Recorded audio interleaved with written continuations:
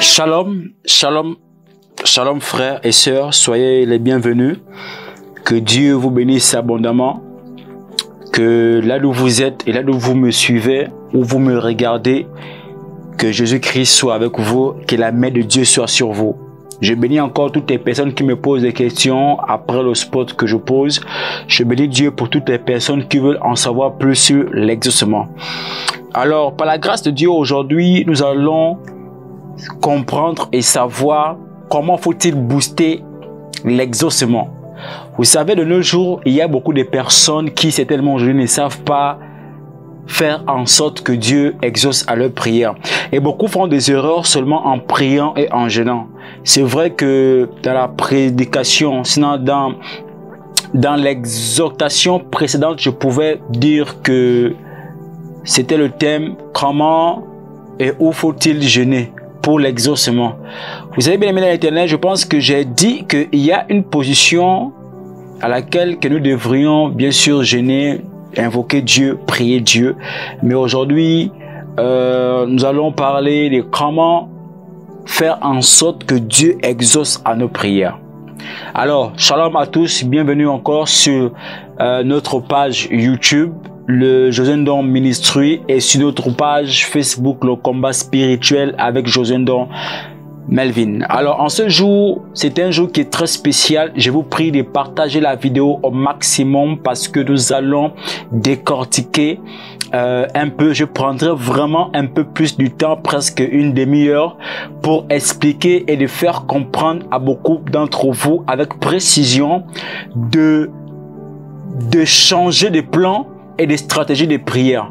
Vous savez, je pouvais dire dans plusieurs de mes prédications précédentes en disant qu'on ne sert pas Dieu seulement des lèvres, mais aussi en acte. Vous savez, le mystère du acte des apôtres, on dit acte des apôtres, mais lorsque vous renversez, on dit apôtres et les actes. Donc les apôtres ont posé des actes, mais qui étaient des actes du Saint-Esprit qui ont amené la confirmation de la parole de ce que les apôtres avaient reçu, donc la révélation. Alléluia. Alors, donc je pouvais expliquer dans plusieurs vidéos qu'il y a beaucoup de personnes qui prient mal, et je pense que si tu es en train de regarder cette vidéo, peut-être parce que tu veux vraiment marcher dans l'exaucement, parce qu'il y a plusieurs années, ça fait longtemps que tu as demandé quelque chose à Dieu et que tu as vu cela à l'existence. Mais cette fois-ci, je pense que après cette saison, après cette prière, après cette méditation, je pense que Dieu fera avec toi parce que tu auras compris le secret. Alors nous comprenons que nous prions, c'est vrai, nous jeûnons, c'est vrai, nous allons à l'église, c'est vrai, nous faisons ce qu'il faut, c'est vrai. Mais je pouvais dire qu'il y a des sacrifices qu'il faut faire, il y a des actions qu'il faut poser, il y a des actes qu'il faut faire pour que Dieu te regarde et pour que Dieu t'exauce. Vous savez que dans le monde aujourd'hui, nous constatons quelque chose avec l'exaucement rapide. On va aller dans le domaine de la franc-maçonnerie, on voit que les francs-maçons, eux, ils ont compris ce secret. C'est pourquoi vous voyez authentique, il y a tellement d'exaucements négatifs qui se manifestent de manière instantanée dans leur vie. Pourquoi? Parce qu'ils posent des actions de sacrifice à leur égard pour leur postérité, pour leur pour leur richesse. C'est de la même façon aussi pour les réseaux chrétiens, pour toutes les personnes que vous voyez, ils font des sacrifices, ils font des sacrifices, ils font des sacrifices. Ok. Et ce sont ces mêmes choses aussi en fait que nous les chrétiens en fait, que nos pères ont fait. C'est-à-dire qu'aujourd'hui, même dans le monde spirituel, c'est que nos familles ont pratiqué l'acte de l'exaucement par des crimes et par des rituels, par des signes d'alliance et des pactes. C'est pourquoi aujourd'hui, vous constatez que beaucoup de personnes sont tellement aujourd'hui attaquées. Pourquoi? Parce que nos parents ont signé des alliances, des pactes et qui aujourd'hui nous réclament.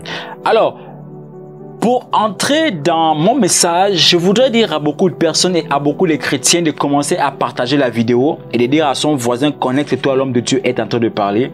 De dire à son voisin, connecte-toi, partage aussi la vidéo. Alors, comment est-ce que il faudrait que ma prière arrive à Dieu. Comment faut-il attirer le regard de Dieu dans ma vie ou sur mes actions? Mesdames et messieurs, d'abord, il est écrit dans le livre de Matthieu que venez à moi, vous qui êtes chargés et fatigués, je vous donnerai du repos. Ça veut dire que vous ne pouvez pas aller rencontrer le Seigneur si vous avez des problèmes déjà négatifs, parce que avec la charge que vous aurez, avec ce qui va encore vous ajouter, je pense que ce ne serait pas possible. C'est pourquoi nous on dit toujours dans le domaine du combat spirituel, si tu dois à Satan, ne demande rien à Dieu. Ça veut dire que tu dois d'abord régler tes problèmes avec Satan. Une fois fait, quand tu seras au milieu, tu pourras choisir soit retourner avec Satan ou maintenant marcher avec le Seigneur. Et je pense que marcher avec le Seigneur sera mieux. C'est vrai que ce sera difficile, mais ce sera mieux, ce sera aussi assuré pour le salut. Amen, très bien. Marc chapitre 11, verset 24, il est écrit, « C'est pourquoi je vous dis, tout ce que vous demanderez en priant, croyez que vous l'avez reçu et vous le verrez s'accomplir. » Ici, Marc nous parle de quelque chose de très fondamental sur le point de nos prières. Ça veut dire en fait que là, dans nos prières, nous faisons appel à notre foi pour amener à l'existence ce qui n'existe pas, mais ce que nous voulons que ça existe dans notre vie. Ça veut dire que lorsque cette parole est donnée, ça veut dire que lorsque vous priez, demandez en priant. Demandez en priant et croyez que vous l'avez reçu. Ça veut dire que là, à cet instant, Hébreux chapitre 11, à partir du Hébreux 11:1, c'est ça, que la foi est une ferme assurance des choses qu'on espère, est une démonstration de celles qu'on ne voit pas. Donc, à cet instant, la foi vient être la clé de la porte dont vous voulez rentrer en possession de votre demande. Ça veut dire que là, actuellement, Marc nous présente d'abord la foi. Ça veut dire que lorsque nous prions, je vais doucement pour que vous puissiez bien comprendre.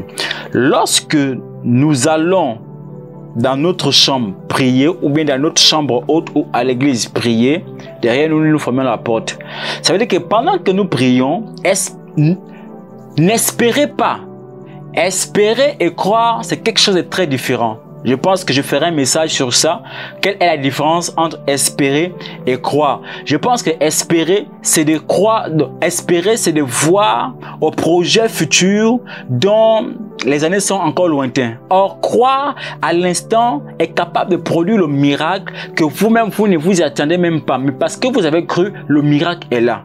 Dites-moi alors, comment est-ce que vous expliquez pendant que les hommes de Dieu ou bien les intercesseurs prient pour une situation dont à l'instant, la situation est résolue? Pourquoi? Parce qu'à l'instant, ils prient, ils demandent et ils croient. Ils croient à l'instant. Est-ce que je me fais bien comprendre ici? Donc, vous comprenez que là, actuellement, Marc fait entrer l'histoire de la foi. Et cette foi, c'est cette foi qui doit manifester dans le ministère ou dans l'appel où tu exerces ou dans l'environnement où tu es. Donc, la foi est une ferme assurance. Dans Romains, on comprend que Dieu qui appelle à l'existence des choses qui ne sont point comme si elles étaient par l'autorité de sa parole. Ça veut dire que là, à l'instant, il appelle à l'existence les choses qui ne sont pas. Mais dans le monde spirituel, ces choses existent. Ça veut dire que pendant que vous êtes en train de prier dans le monde spirituel, vous devriez croire que ce que vous demandez à Dieu est déjà entre vos mains. Ça veut dire que c'est vous-même qui avez les capacités d'amener cela à l'existence. Mais pourquoi est-ce qu'il y a-t-il des blocages entre amener cela à l'existence et dans le monde spirituel? Parce que dans le monde spirituel et dans le monde physique, il y a ce qu'on appelle le canal de laisser-passer ou le canal de passeport. Ce qui signifie que pendant qu'il y a traversé, à cet instant, il faut ce qu'on appelle l'autorisation, ou sinon cette foi qui donnera l'autorisation. Cette foi qui donnera l'autorisation à cette chose que vous demandez de traverser. Ça veut dire que là, à l'instant, il faut ce qu'on appelle le passeport. Et le passeport, c'est la foi. Donc, à l'instant, pendant que vous êtes en train de créer dans votre pensée, pendant que vous êtes en train de penser la chose que vous voulez voir à l'existence, en fait, la chose existe dans votre dans le monde spirituel, la chose existe dans vos pensées. Mais vous voulez amener cela à l'existence. Mais comment est-ce qu'il faut-il procéder? Il faut procéder de manière sacrificielle. Donc, il faut faire un sacrifice pour que cette partie, par votre foi, soit ouverte afin que le canal soit ouvert. Pour que ce que vous avez demandé, que l'autre côté puisse traverser. Ça veut dire que tout ce que nous demandons se trouve dans le monde invisible. En fait, il y a tout. Tout existe bel et bien dans le monde invisible, mais dans le monde physique, tout n'existe pas. Ça veut dire que c'est l'homme avec la capacité de sa foi, il est capable d'amener cela à l'existence. Je ne sais pas si je parle ici à l'esprit de quelqu'un. Alléluia. Amen. Est-ce que je parle ici à l'esprit de quelqu'un? Alors, dans l'exaucement, il y a une phase que j'appelle toujours l'attente. En fait, l'attente, c'est la patience. Lorsque nous sommes patients, lorsque nous sommes persévérants, j'appelle juste, moi je parle de la patience actuellement, je parle de la patience, pas de la persévérance. De la patience, ça veut dire que lorsqu'on va lire dans le livre de Habakkuk, Habakkuk nous explique dans le chapitre 2, il explique dans le livre dans le chapitre 2 au verset 3, car c'est une prophétie dont le temps est déjà fixé. Donc, elle marche vers son terme et elle ne mentira pas. Donc, si elle tarde, attends-la, car elle s'accomplira certainement. Ça veut dire, là, à cet instant, vous avez reçu des prophéties, des paroles des hommes de Dieu sur votre vie, que vous allez peut-être voir une bénédiction, vous allez peut-être marcher quelque part, beaucoup de choses, mais actuellement, vous devrez être patient. Alors, moi, je parle actuellement de booster, n'est-ce pas, l'exaucement. Alors, je vais aller dans l'Ancien Testament. Et dans l'Ancien Testament, je vais ouvrir le livre de Genèse, chapitre 18, à partir du premier verset, nous allons lire ensemble. L'Éternel lui apparut parmi les chênes de Mamré, comme il était assis à l'entrée de sa tente pendant la chaleur du jour. Il leva les yeux et regarda, et voici 3 hommes étaient debout près de lui. Quand il les vit, il courut au-devant d'eux, depuis l'entrée de sa tente, et se prosterna en terre. Et il dit, Seigneur, si j'ai trouvé grâce à tes yeux, ne passe point, je te prie, loin de ton serviteur. Permettez qu'on apporte un peu d'eau pour vous la verser, pour vous laver les pieds, et reposez-vous sous l'arbre. J'irai prendre un morceau de pain pour fortifier votre cœur. Après quoi, vous continuerez votre route, car c'est pour que vous passez près de votre serviteur. Il lui répondit, fais comme tu l'as dit. Abraham alla promptement dans sa tente vers Sarah et il dit, vite 3 mesures de fleurs de farine pétrit et faites des gâteaux. Et Abraham courut à son troupeau, prit un veau tendre et bon et le donna à un serviteur qui se hâta de l'apprêter. Il prit encore de la crème et du lait avec le veau qu'on avait apprêté et il les mit devant eux et se tint lui-même à leur côté sous l'arbre, et ils mangèrent. Alors ils dirent, où est Sarah, ta femme? Il répondit, elle est là dans la tente. L'un d'entre eux dit, je reviendrai vers toi à cette même époque, et voici Sarah, ta femme, aura un fils. Donc, vous comprenez que la prophétie sur Abraham avait tellement mis du temps que Abraham, à cause de la chaleur, bien aimé dans l'Éternel, il est allé s'abriter sous un arbre pour prendre un peu de l'air. Et pendant qu'il prenait de l'air, il est écrit que notre père Abraham a aperçu 3 hommes passer au loin, sinon près de lui, pendant qu'ils étaient en train de prendre du vent, de l'air. Alors, pendant que ce vieux père était là assis, il est écrit que ces 3 anges passaient et l'homme de Dieu est allé et s'est prosterné devant eux et dit alors, je vous prie alors d'entrer dans ma tente parce que je vous ferai à manger. Bien-aimé dans l'Éternel, Abraham a pris ce qui était très précieux, l'appartenant, et faisait cuire pour leur donner à manger pour qu'ils puissent parcourir leur chemin. Vous allez constater quelque chose là-dedans. Non seulement ils ont dit à Abraham ce qu'il partait faire, et de 2, ils ont boosté la prophétie où Dieu avait dit que je rendrai ton nom grand et ta femme Sarah enfantera un fils, donc le fils de la promesse. À cet instant, à cause d'un seul sacrifice, ça a ouvert deux brèches. La première brèche était que ils allaient à Sodome et Gomorrhe. Lorsqu'ils allaient là-bas, ils allaient pour détruire. Mais le neveu d'Abraham était là-bas.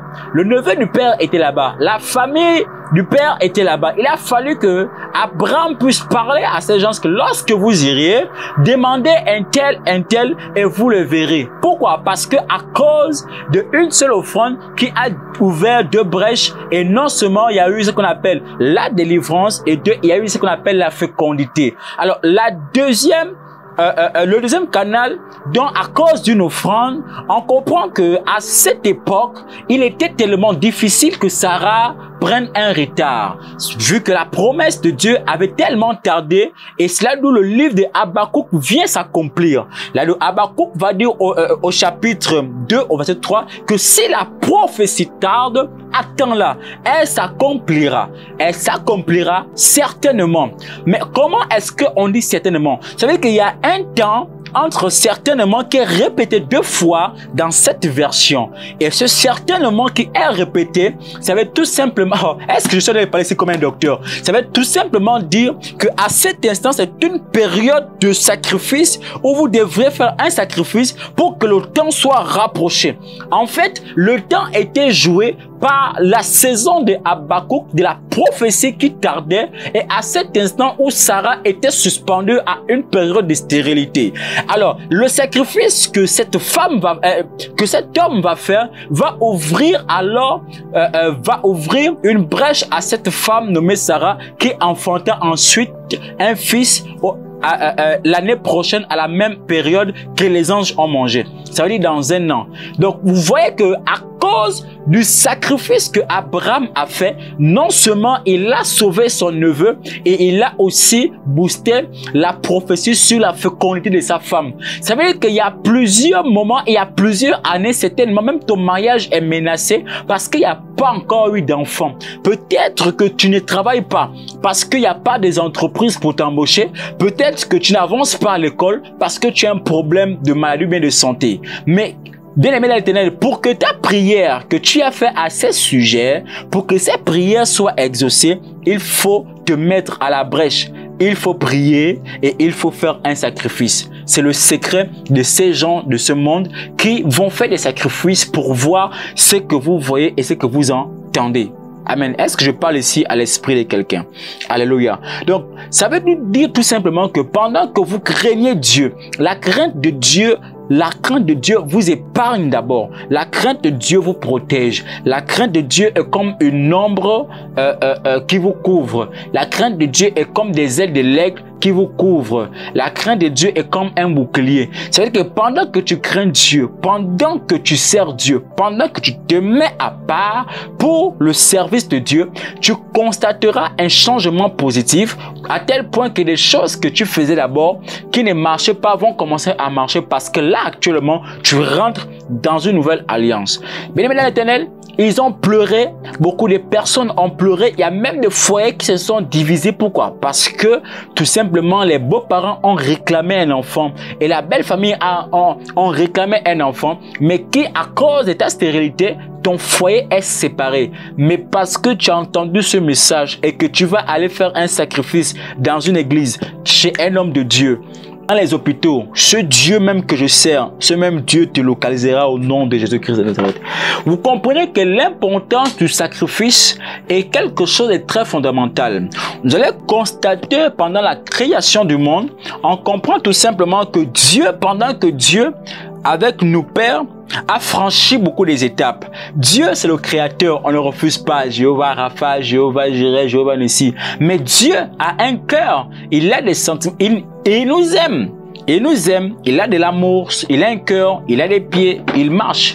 Amen, très bien, il marche. Alors, mais qu'est-ce qui se passe pendant l'Ancien Testament et le Nouveau Testament où Dieu va détruire le monde? Écoutez bien l'histoire. On comprend dans la Genèse que Dieu va créer les cieux et la terre la terre était informe, il a donné une forme magnifique à la terre. Alors, le monde va commencer à voir deux humains, Adam et Ève, dont le péché va commencer à rentrer par un seul homme, dont l'humanité entière va avoir des problèmes. Alors, il va arriver que pendant cette période, nous faisions des sacrifices et beaucoup de choses, et pendant que Dieu s'apprêtait à reconstruire la terre, à reconstruire, je dirais, à restaurer les habitants de la terre. Dieu va se révéler à son serviteur Noé pour dire, écoute Noé, dis à ces hommes de se repentir parce que je frapperai la terre avec le déluge. Et Noé a compris, Noé a prophétisé, Noé a parlé, Noé a annoncé, il a parlé de la part de l'Éternel. Jusqu'à ce que ces hommes dont Noé parlait, vous pouvez lire ça dans Romains, jusqu'à ce que ces hommes parlaient, se mariaient, pendant qu'ils prophétisaient, ces hommes se mariaient, d'autres mariaient leurs enfants. Bien aimé dans l'Éternel, il va arriver un moment où, lorsque Dieu va balayer la surface du sol, à un moment donné où la famille de Noé va être délivrée, après que Dieu ait fini de faire cesser le déluge, à cet instant, Noé va commencer à faire ce qu'on appelle donner l'holocauste, donc faire une offrande. Pourquoi? Et pourtant, Noé, dans l'arche, il priait. Noé, dans l'arche, il priait avec sa famille, il jeûnait, il priait pendant les 40, combien des années, je ne sais pas combien ils étaient, pendant 40 jours. Mais bien aimé dans l'Éternel, il va arriver que après que la terre était sec, ces hommes-là ont fait ce qu'on appelle l'autel à l'Éternel. Et lorsqu'ils ont bâti l'autel, il est écrit dans le livre de Genèse chapitre 7, à cet instant, ce parfum va arriver jusqu'à Dieu. Dieu va prophétiser en son cœur pour dire, je ne détruirai jamais le déluge, la terre par le déluge, par cause de l'offrande. Et je tiens alors maintenant une nouvelle alliance avec toi, Noé. Cet arc-en-ciel que tu verras dans le ciel est notre signe d'alliance. C'est pourquoi aujourd'hui vous constatez que nous avons l'arc-en-ciel sur le ciel. C'est le signe de lorsque toutes les descendants de Noé sont sous l'alliance de Noé par cet arc-en-ciel qui est un signe d'alliance avec Dieu à cause de l'autel qui a été bâti pour Dieu. Donc à cet instant, nous comprenons que les sacrifices vont commencer à naître. Nos pères Abraham, Isaac et Jacob, les sacrifices vont commencer. Les Salomon, qui va faire les 1000 holocaustes à l'Éternel, il va recevoir plus que la sagesse. Il va passer, on va arriver au moment où le monde ne fait que passer dans l'iniquité, le monde va faire que marcher dans le péché. À cet instant où on arrive au désert, on peut lire Exode. À ce moment, Dieu va demander à Moïse de préparer son peuple pour descendre parce que le peuple avait déjà marre d'entendre Dieu dans la bouche de Noé, Dieu dans la bouche de Moïse, Dieu dans la bouche de Moïse. Alors, à un moment donné, après que Moïse va descendre de la montagne, il va parler au peuple que préparez-vous, sanctifiez-vous, lavez-vous correctement parce que Dieu des esprits va descendre. Et lorsqu'il va descendre, je ne sais pas si vous serez même capable, même rien que, je sais pas. Et pendant que Dieu va commencer à préparer son arrivée. Bien aimé dans l'Éternel, aucun homme n'a survécu même rien qu'à l'orage qui commençait à donner. Parce que lorsqu'un Dieu descend, il y a tout un protocole. Vous verrez que les ministres de Dieu, les présidents de la République, lorsqu'ils se déplacent, il y a un protocole. Le premier protocole qui était descendu d'abord au désert près de la montagne où Moïse était descendu, c'était les tonnerres, le vent, donc les anges, les archanges, tout le monde était déjà là mais de manière invisible. À tel point que le peuple n'a pas pu supporter. Vous voyez que après cela, il va arriver au moment où Moïse va poser une action négative. Il va alors commettre une action négative qui va alors frapper. Bien aimé l'Éternel, à cet instant et à cette période, il va arriver un moment où Moïse va décéder, son successeur Josué va apparaître. Et lorsque Josué apparaît, Josué va apparaître pour la destination de Canaan. Mais bien aimé, les premières personnes qui étaient arrivées à Canaan, c'était les deux espions. Deux espions. Les premières personnes à aller voir avant de faire le rapport, c'était deux espions. Alors, donc, on quitte le Nouveau Testament, on quitte de l'Ancien jusqu'au Nouveau Testament.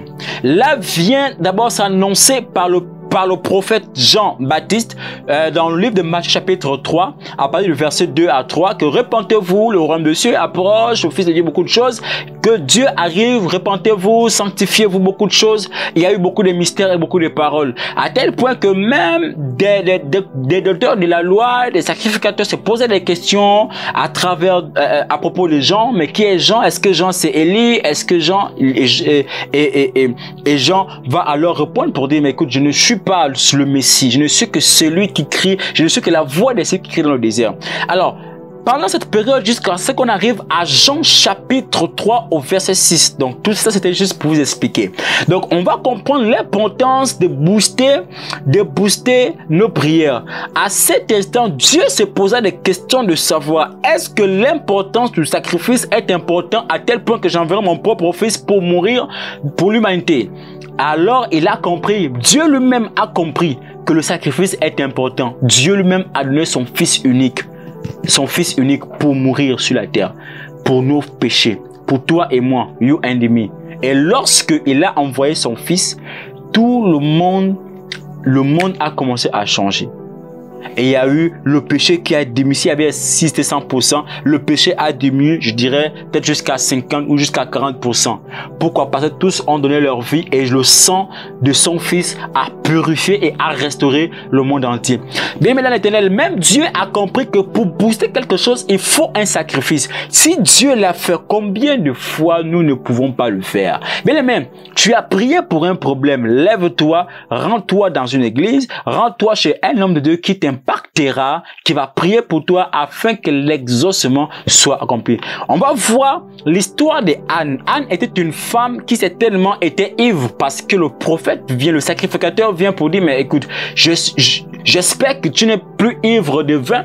Ça m'a fait comprendre qu'en fait, Anne aussi consommait. Anne était aussi alcoolique. Mais à cette période, Anne était dans une phase de douleur. Anne voulait un enfant à cause de mépris et à cause des insultes de sa rivale. Donc à ce moment, c'était une saison où Anne avait saisi la grâce de Dieu, où elle l'avait donné. Écoutez, elle avait donné en sacrifice son fils avant que son fils ne vienne même dans son sein.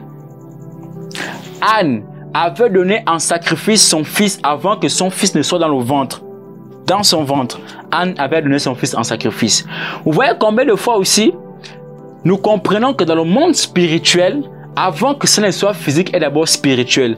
Et cette parole revient à la phase de Jérémie, où il va dire à Jérémie, avant que tu ne sois formé dans le ventre de ta mère, je te connaissais déjà, je t'avais établi prophète des nations. Cette même parole vient sur Anne.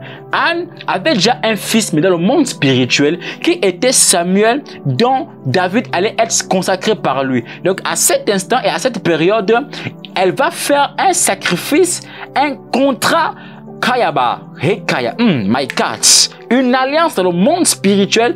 À cet instant, Anne va donner. Il y a des gens qui ont donné en sacrifice leur ventre sans le savoir. Et il y a des personnes qui se sont livrées eux-mêmes, qui ont vendu leur âme sans le savoir. Il y a beaucoup de personnes qui sont perdues parce qu'ils se sont donnés en sacrifice sans le savoir. Mais là, à cet instant, Anne avait donné son premier fils en sacrifice à Dieu. Elle avait dit ceci, que si tu me donnes un enfant, je te le consacrerai. Donc, je te donnerai cet enfant après des années, après que j'ai fini de l'allaiter. Donc, à un certain âge, je crois à 8 ans, qu'elle est venue déposer l'enfant au temple jusqu'à ce que l'enfant a vieilli. Même là, l'Éternel, il y a des sacrifices qu'il faut faire pour que Dieu exauce à tes prières. Lorsque tu es une femme de sacrifice, Kaya Bareke, on voit cette femme nommée Dorcas. Dorcas était une femme de distinction. Dorcas ne faisait pas seulement pour les hommes de Dieu. Dorcas faisait souvent des dons aux orphelinats, aux hommes de Dieu, aux personnes que, je sais pas trop, qui passaient. Elle faisait des vêtements. À tel point qu'au Nouveau Testament, on constate qu'elle va tomber malade et elle va mourir. Et là, la nouvelle va arriver chez Pierre pour dire, ah, mais homme de Dieu, cette dame qui nous cousait ces vêtements que j'ai sur moi, c'est là sur moi parce qu'il y a une femme qui me l'a fait gratuit. Il y a une femme qui me l'a fait gratuit. Il y a une femme qui me l'a fait gratuit. Donc, ces vêtements qui sont là, nous voudrons que tu ailles prier pour cette femme qui a eu ce bon cœur de nous faire les vêtements.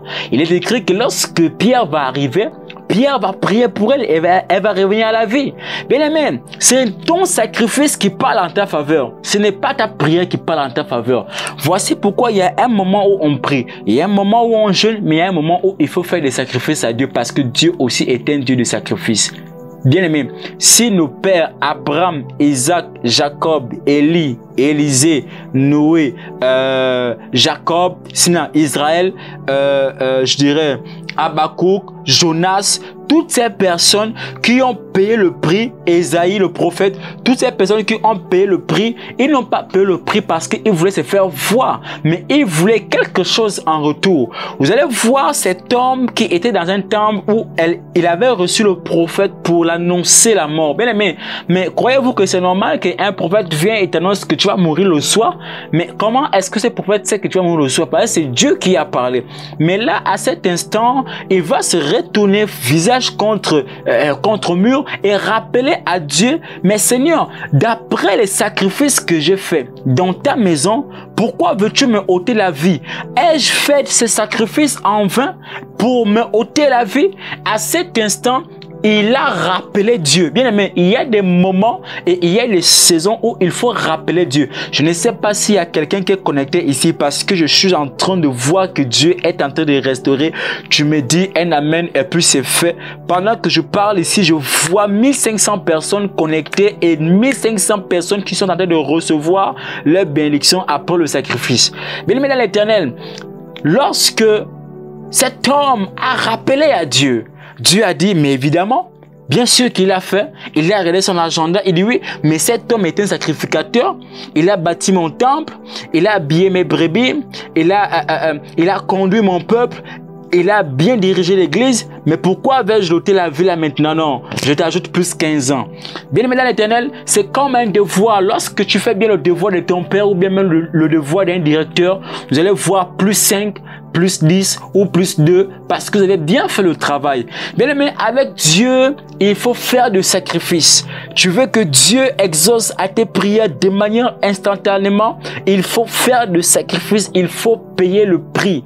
Tu veux avoir l'onction, il faut payer le prix. Tu allais jeûner à l'hôtel, tu as jeûné dans ta chambre, il n'y a pas effet. Va jeûner en forêt, va jeûner dans le désert et fais un sacrifice. Tu verras que si l'onction que tu n'as pas demandé à Dieu, s'il ne te l'accorde pas, c'est que je suis un menteur. Car ce que je vous dis, c'est que j'ai expérimenté. L'onction vient sur toi, c'est lorsque tu paies le prix. Des fois, on dit l'onction, ça qui est pas frottement, ça c'est l'onction des paresseux. Mais l'onction véritable de Dieu, c'est mérite. Une onction fraîche de Dieu, c'est mérite. C'est par rapport au devoir que tu as fait. Lorsque le professeur constate que tu as fait ton devoir, il te met, peut-être si la note était 20 sur 20, il te met par exemple 15, mais plus 5, ou bien 20, mais plus 2. Donc tu veux...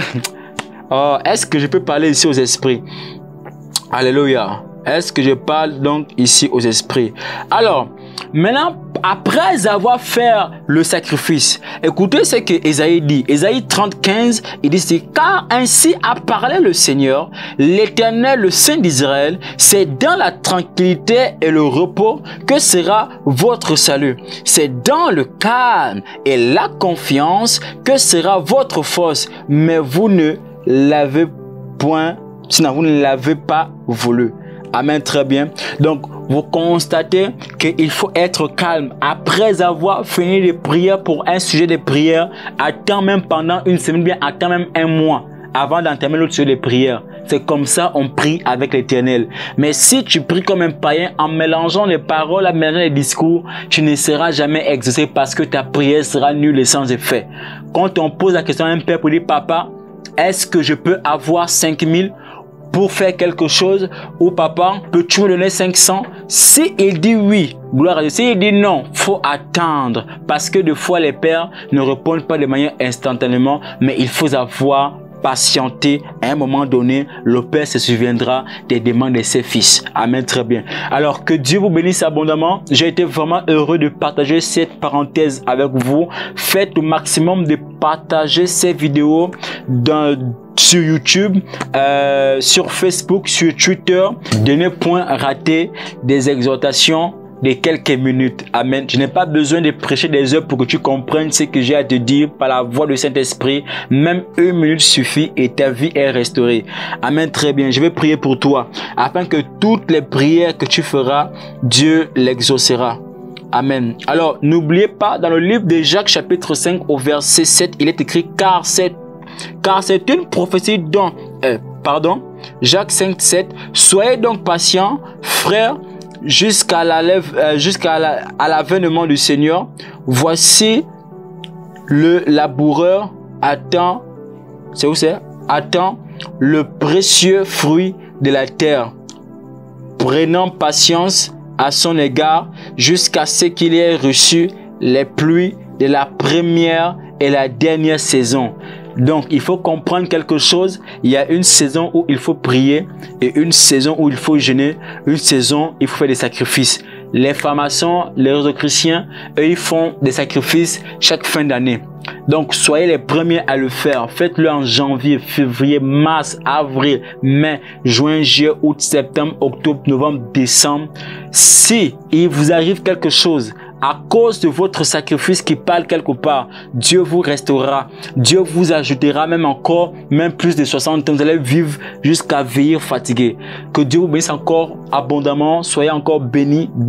Abonnez-vous sur notre page Facebook, sur notre page YouTube. Et que Dieu vous bénisse encore abondamment.